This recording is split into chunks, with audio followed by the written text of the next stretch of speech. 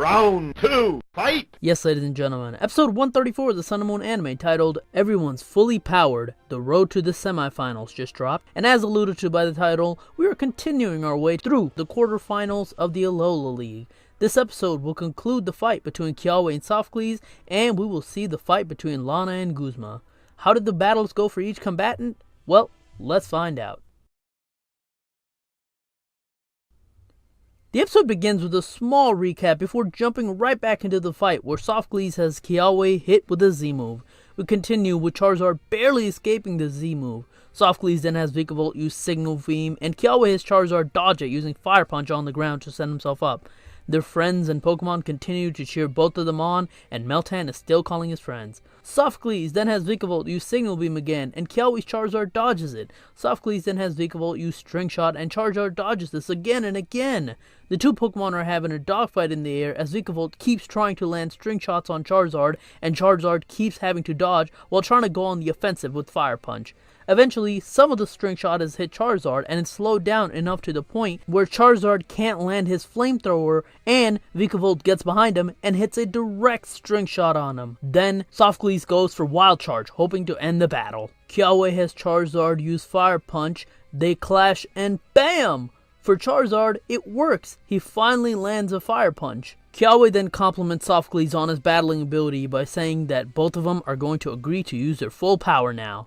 A clash of String Shot and Flamethrower happens where Flamethrower wins. Then Kiawe hits a Z-Move, the Flying Z-Move, the Supersonic Strike. Just as Charizard is coming towards Vikavolt, Sophocles has Vikavolt go head on against it with Wild Charge. Who's going to win? Everyone's looking on. A struggle of power. Charizard moves forward. Boom! Explosion!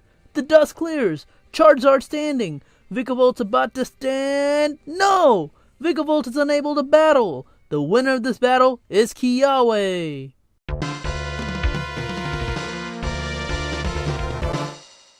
After the battle, Sophocles thanks his Vikavolt, and Kiawe walks up to him and shakes his hand for the incredible battle. They say that they're going to get stronger and face each other again. We cut to Sophocles' parents who are watching the battle and say that they're proud of him and that they're going to throw him a malice at a party once he returns. Backstage, Lana's getting ready for her match, and Kiawe and Sophocles wish her luck when just then, Team Skull Grunts walk by. They tell her that the boss is going to obliterate her, and as Guzma walks by, he says that Z-moves are pathetic. We then cut to the battlefield where both contestants are lined up for battle, which means that it's time for the main event.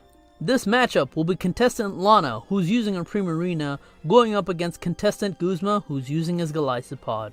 When they call out their Pokemon, Lana remembers the battle that Ash had with Guzma and knows that he used First Impressions to attack first. She's prepared for that. Also before the battle, Meltan returns and we see that Team Rocket are also watching this match, but more so they're getting ready for after the battle. Ash is also cheering Lana on and Team Skull is cheering on Guzma. Alright, with the stage set, let the battle begin. The battle starts and nothing happens. No first impression. And since Guzma isn't making a move, Lana decides to go first and use Sparkling Aria, but then BAM! Guzma has Golisopod go for Throat Chop right at the neck of Lana's Primarina, which shocks everyone. Since Primarina's throat is injured and now it can't use Sparkling Aria, Lana has it use Aqua Jet, which gets blocked by Golisopod before Guzma's Golisopod grabs it out of midair and hits it with Poison Jab, poisoning it immediately. Then again, Guzma's Golisopod picks up the Primarina and uses Poison Jab on it over and over again. Primarina manages to get free for a bit using Icy Wind on the Golisopod's face, and as Primarina is down on the ground, Guzma is annoyed that it's still up and tells the Golisopod to go after it and use Poison Jab, but Lana counters with Icy Wind to freeze it in place. As the smoke is clearing from the attack, Lana goes for an Aqua Jet, but BAM! Again, it gets hit with Poison Jab as we see that Golisopod has a Frozen Claw and it was still able to attack Primarina, as the announcer says that it blocked most of the attack using its shell. After breaking the ice in its hand, it goes after Primarina again and picks it up and continues to use Poison Jab on it as Primarina struggles to escape. Lana again tries to use Icy Wind to get away, but this time Guzma uses Throat Chop to stop it. Guzma looks at Kukui to try to see fear in his eyes, but is shocked that he's not fazed, as we see that Lana and Primarina can still battle. Guzma gets more annoyed and has his Golisopod use Pin Missile, which Lana counters with Surf. And we also see that Glyzopod's feet are frozen as it didn't realize it since it was holding on to Primarina for too long. Time for the finish. Lana goes for her Z-Move, the Oceanic Operetta, as the Glyzopod is still frozen. As the attack is about to hit Guzma, Guzma says he's not going to lose to a Z-Move and has Glyzopod use Liquidation, and oh my goodness, it cuts through the Oceanic Operetta and hits Primarina. Primarina is down and out, which means the winner of this match is Guzma.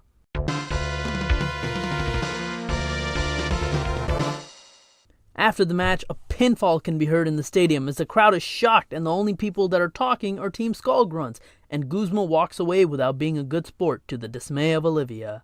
Backstage, we see Lana comforting her injured Primarina when the gang walks in and Mallow has Shaman use aromatherapy to cure Primarina's poison. The gang talk about the fact that while what Guzma did was very violent, it wasn't breaking any rules, and he was also able to figure out the weaknesses for his opponents to beat them. But Lana, she doesn't seem too down as she says that she's going to train and get stronger. Afterwards, they go to the Pokemon Center to heal up Primarina fully, and that's when we see the matchups for the next round. For the semifinal matchups, it's going to be Gladion versus Kiawe, which means it's also going to be Ash versus Guzma. Who's going to win their respective battles? We'll find out soon. The after credits scene is Joy's hyping up the next round, while a Fort Joy eats Team Rocket's donuts. So to begin here, Charizard just kind of tanked that Z-Move, didn't he? And they didn't really even make that much of a big deal about it, which is the part that probably shocked me the most. I mean, he tanked a Z-Move, a move that's supposed to end matches, and they just kind of play it off as, oh, he escaped through resilience, and that's it. I mean, I guess I shouldn't be surprised, really. I feel like in this league, there has been less emphasis on the Z-Moves and more emphasis on the battles themselves, and this has been true for almost all of the battles. I don't know if that means in the final few fights, Z-Moves are going to be much more important, but for now, it feels like they're just avoiding the temptation to have Z-Moves and matches all the time, for the most part. So I'm not going to complain too much here. It was a very refreshing change of pace from most of the other battles in Alola. The Sophocles vs Kiawe battle was very good. It showed that ingenuity goes a long way in battle. Even though Sophocles was clearly outmatched, having both a type disadvantage and an experience disadvantage, he still showed that if you approach the fight the right way, you can still win it. In Sophocles' case, the type advantage is the reason that Charizard won, and that's clear, but the fact that Sophocles was able to push back so hard against the Charizard to force Kiawe to use a Z-move says a lot. Also, I don't know if I was the only one who noticed, but the clash between Vikavolt and Charizard looked pretty similar to another clash we've seen in the past, Latios vs Pikachu, and I think it's a subtle but smart way to show how much he's improved. Not just as a Pokemon trainer, but also emotionally, as he wasn't afraid to go after a Z-move with just raw power, and even though he lost, it felt like this battle helped Sophocles more than it helped Kiawe. For the Lana fight, man, that was excellently done. As I mentioned in the recap, Ash was cheering her on before the match started, but what I didn't mention was that so were the rest of her Pokemon. The way they set it up was actually kind of brilliant, because the Meltan returned just as Ash was cheering her on, and the rest of her Pokemon in the grass were also being cheerful and happy. Even Pikachu were just playing around. It had a very cheerful tone to it. It was a mood lifter, and even Team Skull cheering on Guzma was done very positively. Then, when the match starts, you expect the Pokemon battle theme to play, you know, that dun dun dun dun dun dun dun dun, just like it has for every other match, but no. As the match starts, the music plays for a little bit before going completely silent, and that's when you know something's about to happen. Then she goes for her attack, and just like how First Impression attacked out of nowhere, the Throat Chop almost felt like it came out of nowhere, and it hits hard. And they're not afraid to show the bruise mark on its neck, and Primarina choking and gagging from getting hit in the neck. It's very violent, and such a sudden turn from what you were just watching moments ago, that it hits really hard, and this match is not going to be pretty, is what it tells you. The music choice, or in this case total silence, really helps turn up the mood, and I think that was brilliant. Hopefully when this gets dubbed, they keep that, because I know the dub has a tendency to use music in almost every scene, even if it doesn't need it. But this wasn't just a one-sided battle either. It also showed how resilient Lana was too. Even with an injured throat, poisoned, she was still able to mount a bit of a comeback before ultimately going down, and just like Sophocles beforehand, even though Glyzopod has more power and experience than her, With strategy, Lana was able to go on the offensive pretty well, and I'm glad that they showed that in both matches. Even the backstage bit after her loss, it was done well, where we see that Lana hasn't been disheartened by this loss.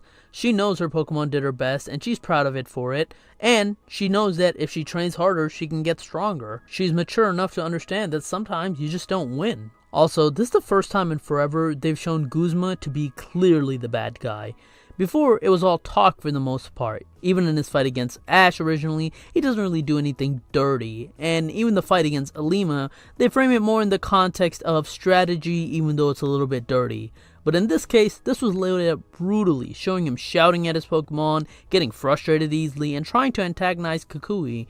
This builds up his match against Ash so well, and I think that given his limited appearance, they've done a masterful job with his character, showing how far he's willing to go to get his revenge against Kukui. But it's not just that, they also show complexity by showing that he's a very strong trainer, and not just because he has strong Pokemon. He's very tactical, he scouts his opponents, he finds weaknesses, he exploits them. Unlike previous baddies, he isn't someone who's strong just because of strong Pokemon. He's strong because he's ruthless in his pursuit of what he feels is his goal. He as a character is done well, and I really hope they don't throw it away after what I think is his eventual loss to Ash. Overall, a fantastic episode that I would highly recommend watching. The end of the quarterfinals ended on a pretty high note.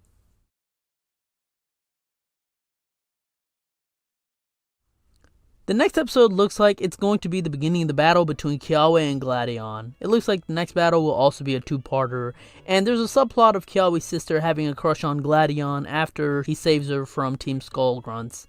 I don't really care about the side plot for this one as much, but I am looking forward to the battle and what will happen there. But anyways, that's it for my Pokemon Sun and Moon episode 134 review. Thank you so much for watching. If you like this video, like, share, subscribe, comment below your thoughts on this episode. What'd you think of it? Let me know. You can also follow me on Twitter at TheRealPDGaming, and that's it. That's all I've got. I'll talk to you guys later. Peace.